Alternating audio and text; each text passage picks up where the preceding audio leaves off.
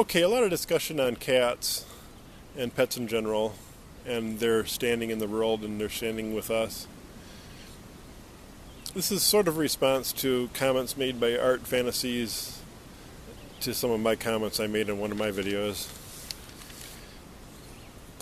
And the gist of his comment was kind of a protest against my comment where I suggested that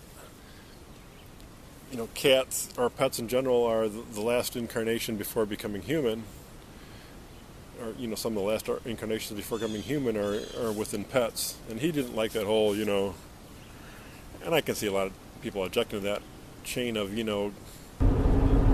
protested the you think man's superior, well,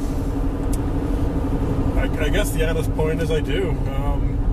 For a soul to develop, you're not going to put a well-developed soul inside of a mosquito. It's going to live for a few days and get swatted.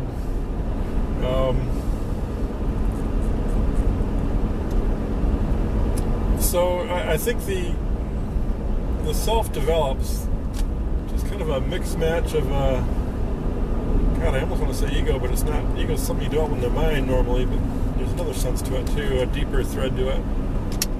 Sort of a spiritual self-confidence too, or lack thereof.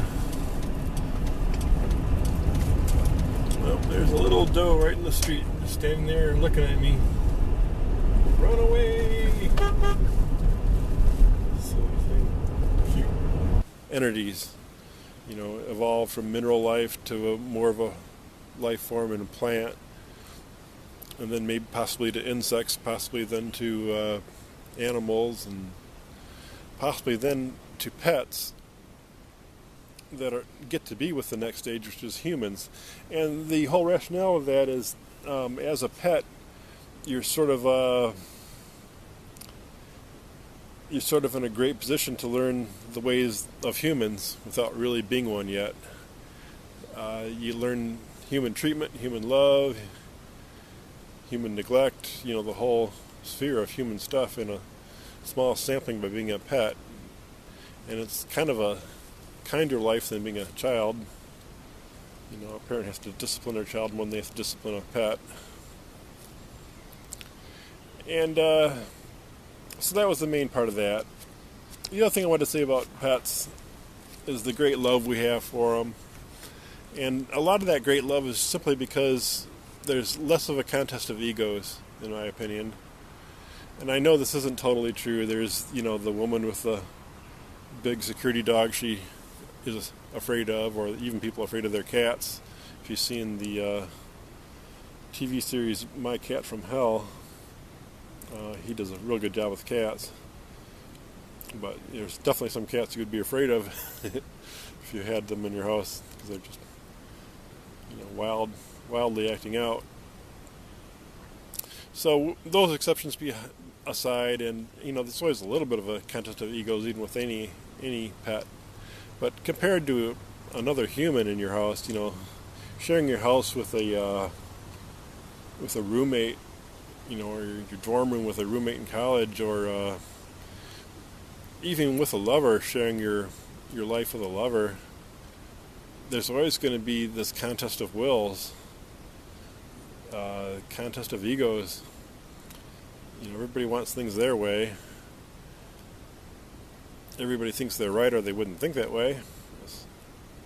The other more simple thing I'd say on pets is we certainly tolerate a lot more from pets than we would from a human. And again, it goes down to the contest of egos. We, if the old pet, the dog craps in the rug, we're going to clean it up right away and eventually forgive them for it. But if you had a friend over and he or she squatted down and crapped on your rug, you'd be pretty upset. You'd demand that they cleaned it up themselves, and you still wouldn't be very happy with them. And you'd probably never forget it. Just as a silly example. So basically that's it. There's a difference in the contest of egos. So that's why we're able to really open up to our pets and give them love that we rarely, if ever, feel free enough to give to another human. there's some kind of progression as the soul gets more depth to it, more cohesiveness to itself, more self-drive. It's rewarded with a bigger and better vehicle.